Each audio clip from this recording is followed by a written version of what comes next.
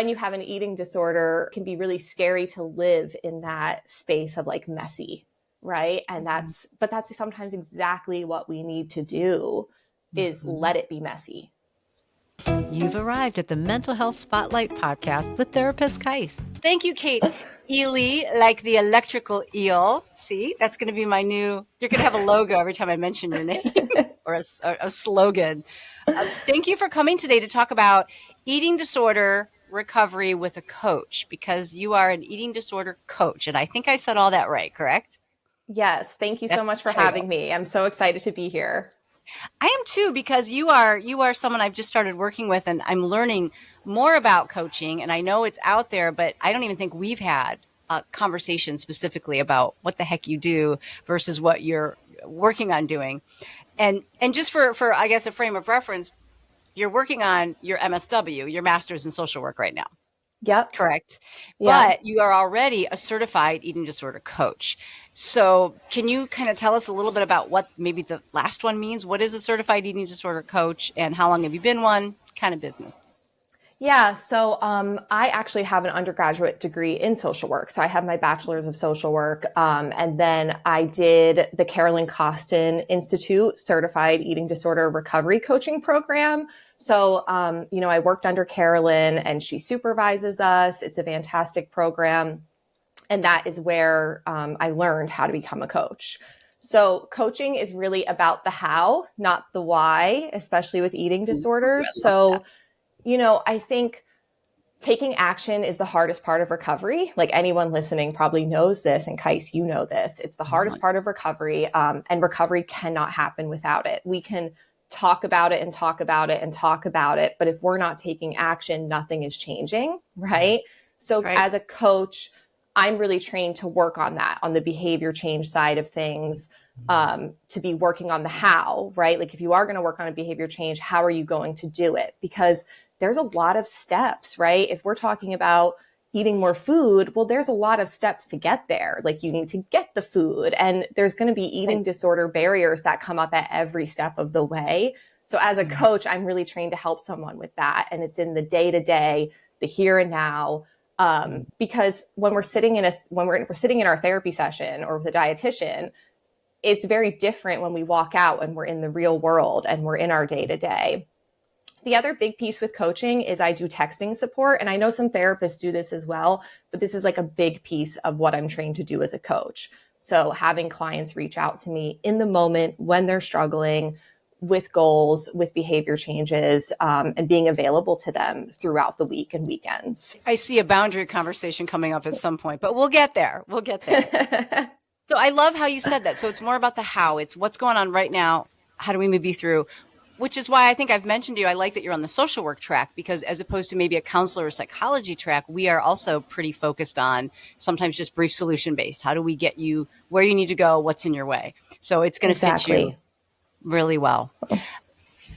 I guess because we kind of leaned into this already, what do you notice are some of the little differences, then you already mentioned a few, between someone that might be a counselor or social worker versus a coach? Like what primarily has to be different about you versus me in being able to be a coach? And that might help explain a little more of what you mentioned before.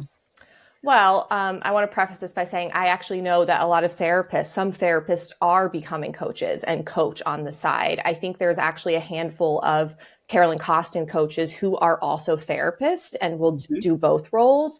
The scope is a little different, right? As a coach, I don't treat eating disorders. I don't provide therapeutic interventions. I am a trained professional and have an understanding of like many therapy modalities because of my own recovery, right? And also because of I'm working as a part of a treatment team. So I'm working with therapists, I'm working with dietitians, or I know the interventions that are happening for my clients when they're in residential or PHP and IOP and leaving. So I'm aware of that, but I'm not diagnosing. I'm not doing a therapeutic intervention. I'm not creating a treatment plan.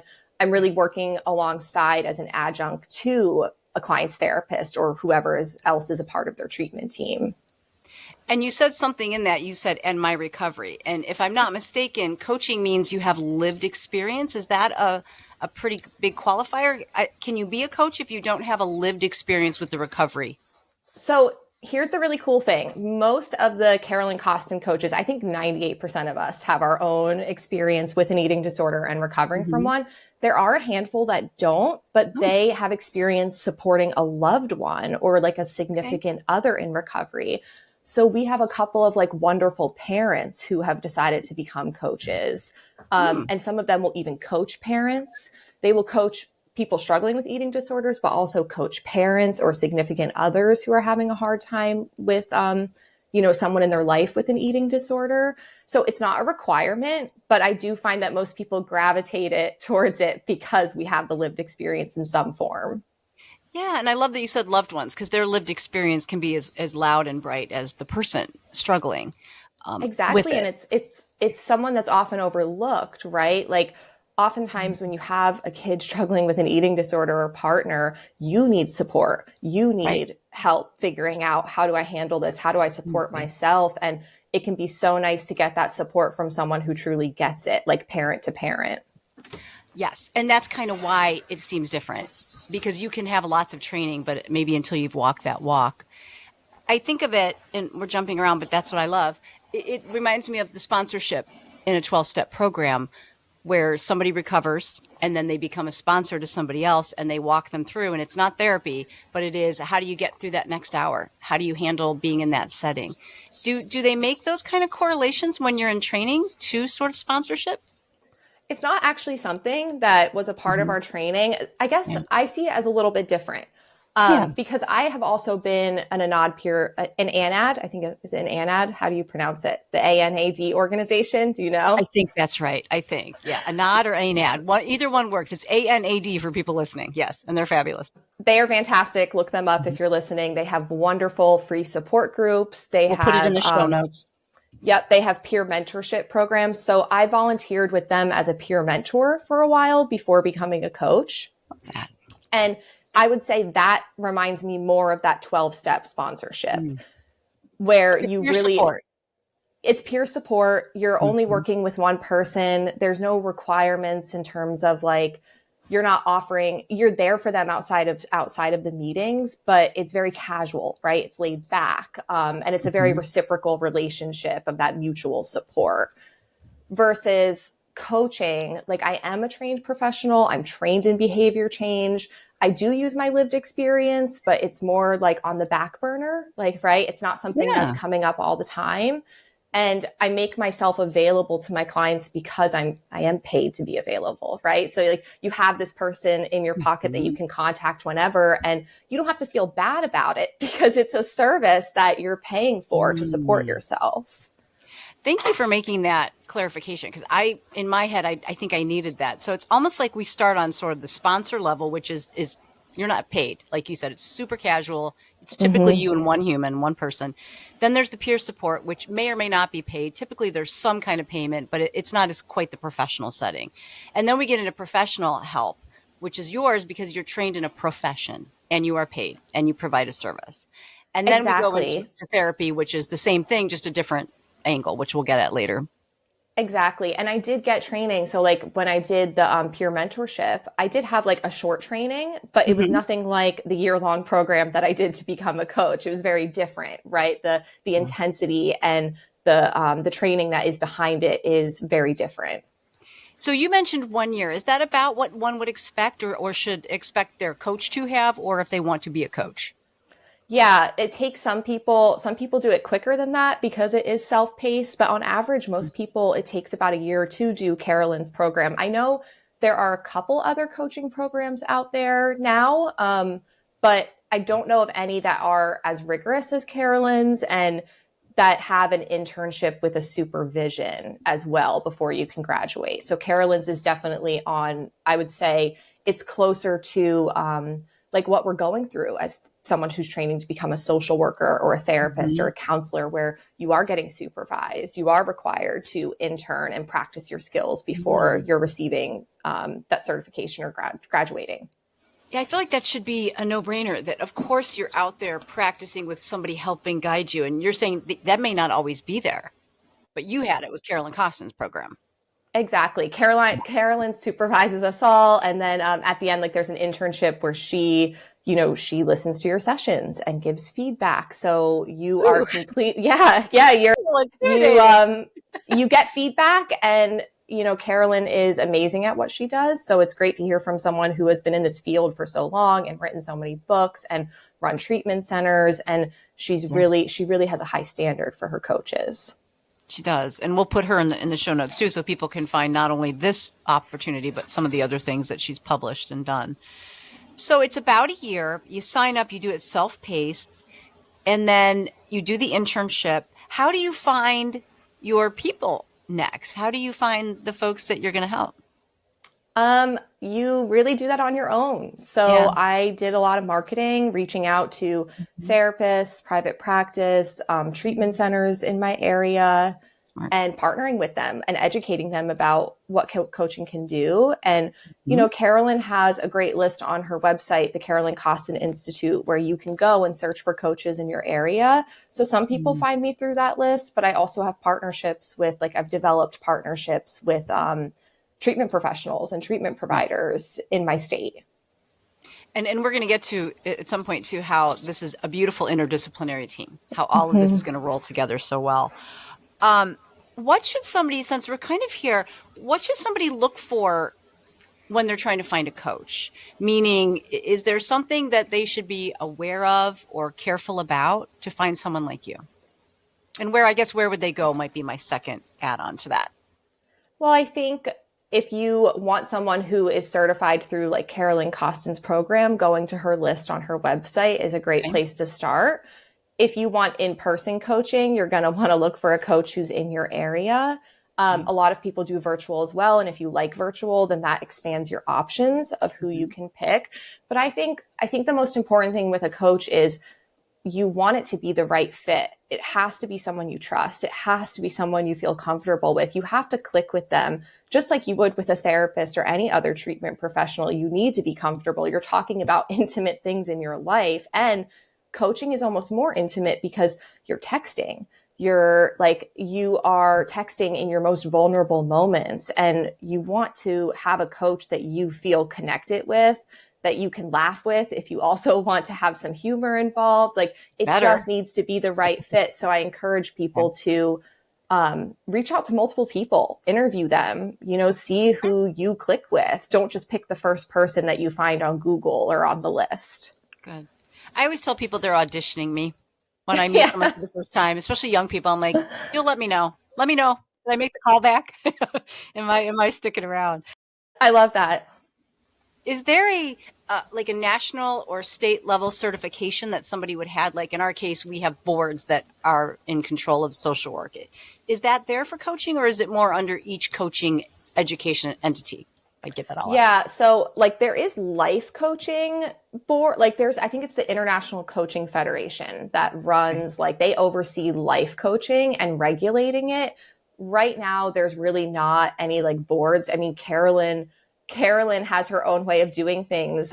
We have to recertify every 2 years. We have to get continuing education, just like other professionals, to become recertified.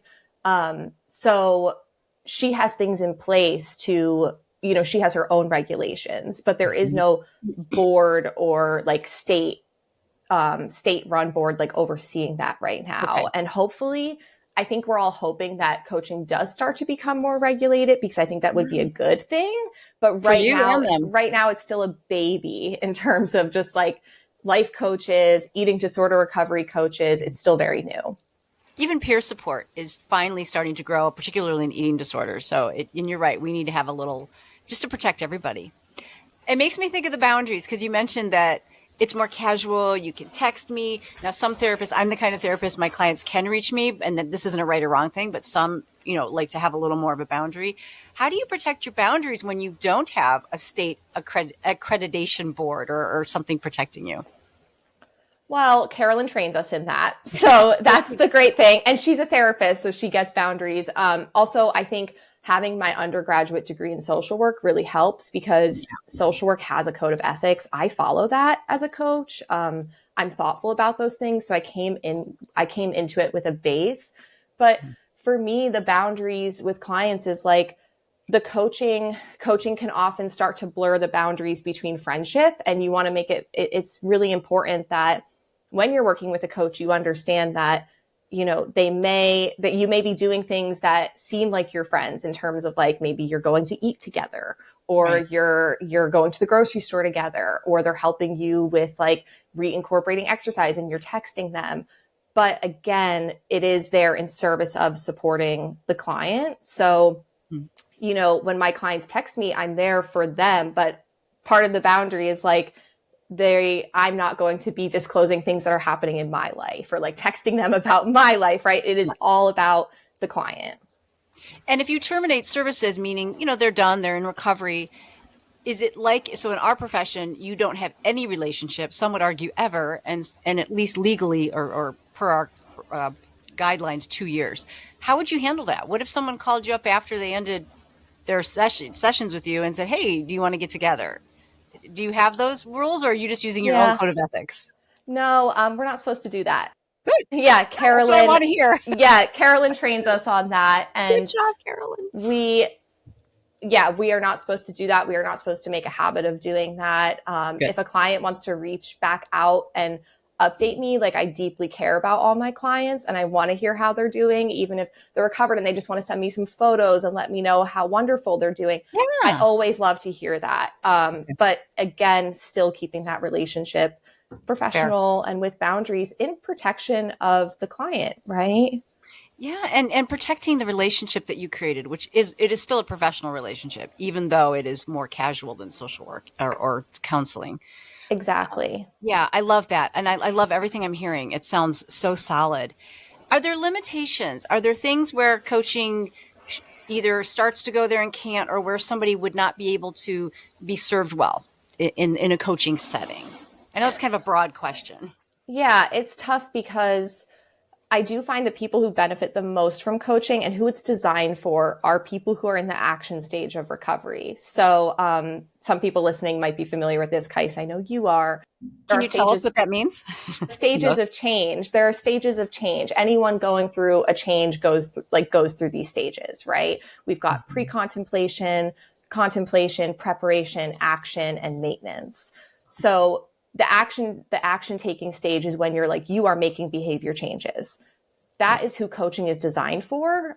You are going to get the most out of it when you're there and you're ready to start making behavior changes. With that said, I do harm reduction as a coach. Not all coaches do. It is something that I feel is in line with my values and my ethics. And I know it's so needed with eating disorders. So I do work with clients, even if they're not always in that action taking stage, if and when the rest of their treatment providers are on board with that, and think having a coach will help someone who is trying to just do things to reduce the harm and reduce their suffering. Right. Yeah. But that really only works when the whole team is on board. I don't find it helpful. I think one of the limitations is if you have a good therapist and dietitian that you're working with and they're like, we don't think you're ready for a coach, we don't think that would be a good fit, I urge you to listen to them, because I don't think it's helpful to bring a coach in when the rest of the team is not on board with that. Wonderful. So you brought up the team thing, which I knew we'd get to. It sounds like from your language, you definitely go out of your way to work inside the team. You mentioned the nutritionist, the therapist. Are they usually welcoming to you? Do they communicate well? What's your experience been? Yeah, so every team is different. As a coach, so I do require, and this is Carolyn's policy as well, I require clients, if they have an active eating disorder, they need a therapist or a dietitian. I won't work because coaching isn't treatment. So you can't, I can't work with a client who's not also having additional support, because I'm not doing the treatment. I'm not setting the goals. I'm there in support of the goals. Does that make sense? That makes fabulous sense. And again, your clarity is great here. So you are there as a layer, a very important layer, but we have to have the foundation set first in the way you do the practice.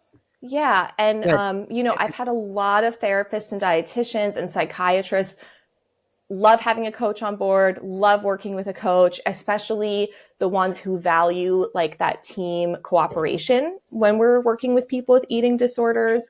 Oh, we love it. At the same time, Kais, and I'm sure you found this, some people just don't like to collaborate. So you will find that like it has nothing to do with me being a coach. It's just certain teams I work with don't collaborate as much. But sometimes as a coach, I can come, but sometimes the great thing is that sometimes as a coach, I come in and I'm really like, let's collaborate. And that can really benefit the client because now I'm the one trying to get everybody on the same page. Yes. And we need that. I can't imagine a setting where we should do this in a vacuum. If I have you in my team, I want you on my team. I want you to help me. It seems like it's a perfect blend. So you have a lot, I'm hearing a lot of energy. Like you're describing harm reduction, which is a whole nother level of expertise. You're bringing your own experience, all your training, giving clients all the support. This is a lot of work. You put in a lot of work. Fair? Yeah. Yes. Yeah, you do. Yes. It's a lot of work and it's important. You know, people listening, and I know because I also had an eating disorder, and Kais, you know this, you're very vulnerable when you're in that place. And if you have a coach, I think I take it really seriously because I know some of the things that harmed me during my eating disorder by professionals who maybe didn't realize what they were doing or what they were saying. And I take it really seriously in terms of like providing the best support possible and meeting people where they're at and empowering them and working with them and collaborating with them. Because we all need a voice. We all need choice, even in the depths of our eating disorder. I'm hearing you like talk. These are social work tenets. I love it. You think you'll do both down the road? Do you find that, and because I know you're going to you are looking for a private practice eventually, or who knows where the world will take you. Do you see yourself doing both? Because you seem very passionate about this modality as well. I do. Yeah, I see the deep need for coaching, and especially in my recovery, how much I could have benefited from that. So I do think I will do both. I think it will always be something where I'm doing therapy and coaching. Yeah. And it's a nice blend because when you're just a therapist, you don't get that other side. You always have to bring in modalities and you always have to stay focused and goal oriented. And I know you do too, but it's nice to let your hair down and you guys get to do it in a different way. And I appreciate that. And coaching can be so creative. Like me and a client were just talking about like buying clothes, right? Like that's something I help people with, like buying clothes, figuring out their style, or like, what do they do when they're not sure what size they are? And then like we come up with strategies to make sure that they're not going to be feeling too bad when they're getting new clothes, right? So it can be really creative, and coming up with like really unique, individualized strategies for each person to help them with the really hard changes that you have to make to recover. Yeah, so they might be talking about body image in their therapy session, and they might be talking about meal compliance with their nutritionist, but you're getting them out there in the actual setting where they are choosing a piece of clothing and trying to work through that. So it's a really nice, I really love just the combination of all these together.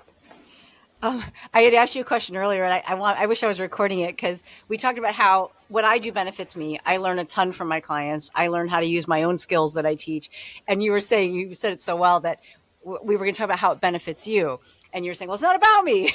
But at the same time, there's a reward, right? And I guess I'm looking at more the global stroke of how would you describe how someone doing this could benefit, but also maintain those boundaries that you said so well, if you remember how well you said it before.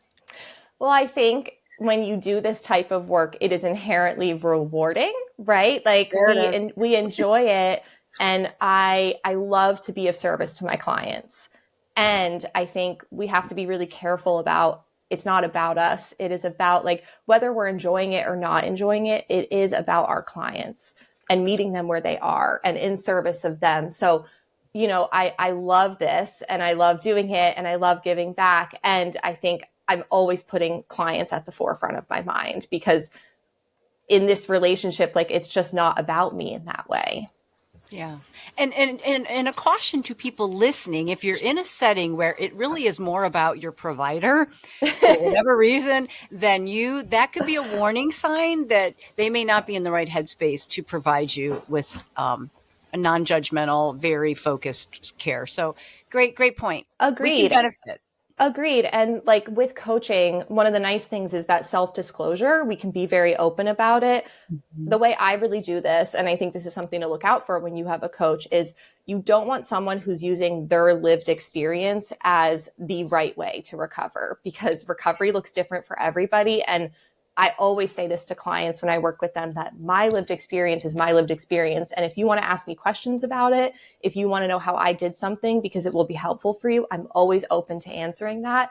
And I trust that they are the experts on themselves. So I'm not going to be giving them advice based on what I did or thinking that what I did is going to work for them, because that's not always true. We're all different, and we need to be, I want my clients, oftentimes with eating disorders, people really struggle to listen to themselves, like that self-trust piece.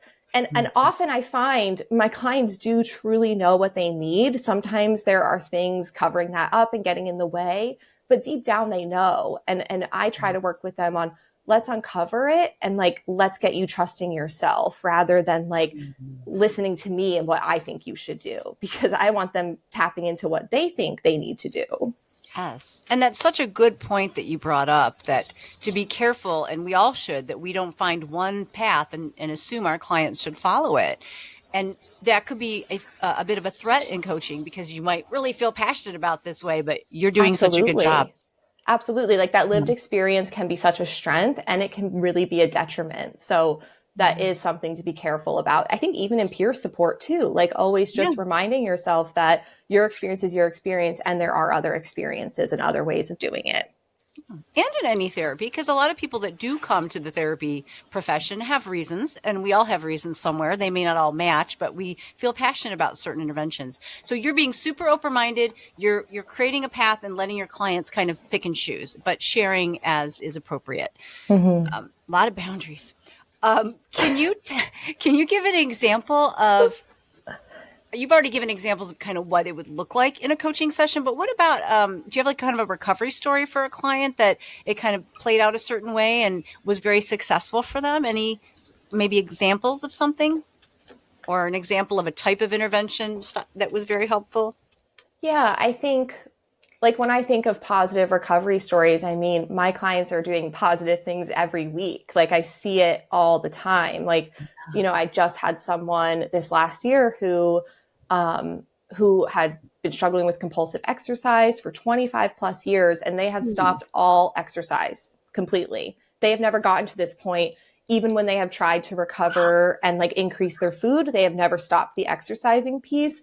So to see someone be able to do that and have that strength and determination. And that was something we had been working on for 6 months to get her to that point, but she has been able to do it. And I mean, that was awesome to see. And seeing these types of things all the time, like it's wonderful to see the changes that clients are capable of making when they have the supports that feel right to them.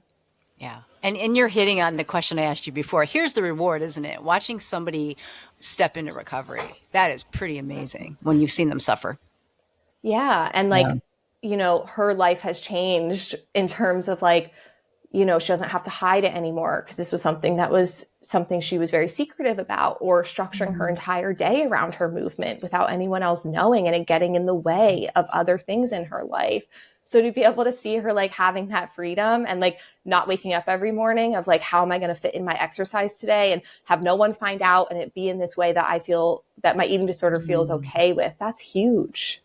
Yeah. You can just see the distress come off and her start to live her life. So you see lots of moments in recovery. What if somebody gets stuck, though? What if you work with someone and there's no progress? I know how we handle that in our profession, and you'll learn that. What do you do there? And how long do you stick with someone if there is absolutely no progress? And can you still do that? Because here we're not supposed to. We're supposed to reset and come up with a different plan. I mean, I coordinate with the team, because ultimately it's not up to me. It's up to their therapist, their dietitian, their doctor. Because I actually, what's wonderful, one of the greatest things I've seen happen is there are a lot more doctors who understand eating disorders. So I have a lot more clients who have like a good eating disorder doctor on their team who's helping make these decisions as well. So I really refer to them. And if the team wants the coach still like on board to support the client, even if they're not making progress, because now we're looking at maybe harm reduction or trying to at least help someone not take steps backwards, then I will stay and support the client, maintaining the progress they've made and not taking steps backwards. So this can be kind of open-ended. Could you stay with somebody through the lifespan if they needed that? Maybe they check in less, but they still need coaching. Is that appropriate? Well, I've never had that happen yet because I've only been doing this. I've only been doing this for a short amount of time. Like that's never been something I've encountered. But when that comes up, I'll let you know how I decide to handle it. Fair.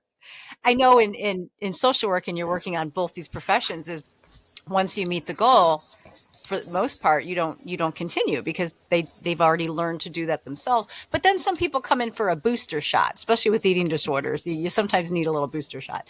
So I will be curious to see down the road how long those relationships continue. Is there anything that we didn't talk about before we get to kind of my last couple questions that you think would have been relevant to add? I feel like we hit on some big areas, but what else are we missing, if anything? I don't know if we're missing anything. I think we've covered a lot of like the technicalities. Yeah. Is it appropriate to tell people what they might expect to pay for coaching? I mean, I have no idea, quite honestly. Is there a range of what someone might anticipate? Because it is out of pocket, right? Insurance doesn't pay for coaching.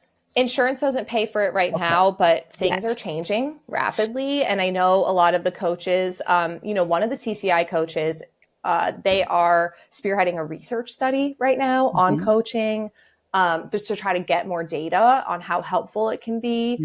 And another one was I know in one state, I think they've approved coaching through insurance. So we're making progress. So right now it is out of pocket and it's a range. I know some coaches, like the low end would be like $75 an hour. And then the high end goes up to like $150 from what I've seen. So it's kind of like therapy. It is. Depending on where you live, because it could be like $600 in some cities. It is. And the interesting thing about it is like, you are getting that texting piece with it. So like people factor that into their hourly rate. So if you're seeing them, you don't pay extra for the texting. You see them, you meet every week and then you also get the texting. So you're getting a lot. It's almost like it's a retainer for the week. If you need, like you said, a quick text. Now you probably couldn't have another session. That would be considered another piece of your coaching, but they can check in. And get a little extra support. I love that. And sometimes we do that in therapy too. Not that if yours doesn't do that, don't feel bad. I can't help it that I'm awesome. That's true. It's every therapist decides how comfortable they are with that. Absolutely. And there's plenty of reasons why they would choose not to. And I'm sure at some point that's why I have a separate office phone. So that is what they can expect. And we're going to hope that what you mentioned bodes true, that they start to get approval from insurance, because people should be able to get this help, and people who can't afford it and are under-resourced, that'd be great too. Fingers crossed. Yes. Yeah. Well, we barely get mental health covered for some people on their insurance plans. So we're getting there. Do you have a piece of advice for someone planning, to be a coach? Maybe not necessarily, you've given already a ton of that, but anything that you think would help them on their path as they consider this as a choice for them? One, you need to make sure your recovery is stable. So Carolyn does require 2 years. And I think even if you're not doing her program and you do another one, I think 2 years is a very good guideline of like stable. You consider yourself, whether that's in recovery or recovered, but you are very stable. So thinking about that, because you're going to be encountering things that are really difficult, right? Like it's hard to see people suffering. It's hard to see people in pain, and you need to be able to cope with that without going back to like old patterns, right? Or old things that maybe you had used in the past when you were struggling with your eating disorder. So being really stable, also like educating yourself, reading about other people's experiences who are not like yours, right? Like learning about the field and really taking time to reflect on it. I definitely didn't make this decision quickly, and I don't think it's one to make quickly, because sometimes, I'm sure people listening will understand, sometimes when you've had an eating disorder for a long time, you don't know your identity outside of it. So then people can jump right into the eating disorder profession. And it's in a way, it can become a way to just kind of stay in the eating disorder world. And I think it can be really helpful to take some time to build your identity outside of eating disorders before you decide whether that's becoming an eating disorder therapist, whether that's becoming a coach or a dietitian. Building your identity outside of that is so important. And even as a coach now, this isn't all I do. This isn't all I am, right? Having things outside of it is so important. I'm just stoked that you said that, because the identity thing is such a challenge. And I love that you hit on, if you're trying to do this for maybe a somewhat disordered reason, you need at least 2 years and then some really strong insight, and also self insight and perspective too. Yeah, that's a great point. And we'll mention that in the beginning again too, that 2 years. And I've heard that for peer support too. I think that's sort of the golden standard out there. So yeah. And you can see why, especially with eating disorders, because they have so much recidivism. You need a long time to be sure you're okay. Yeah. One word or two to describe your recovery path. And that could be your own journey. This is still an extension of your own journey, because you're a human with a beautiful path. What is the word you describe yourself as? Myself as, or my recovery journey? Your recovery journey. I mean, they're kind of the same, aren't they? I knew you were going to qualify that with me. My one word, it's hard to pick one word. I know. Messy? Messy?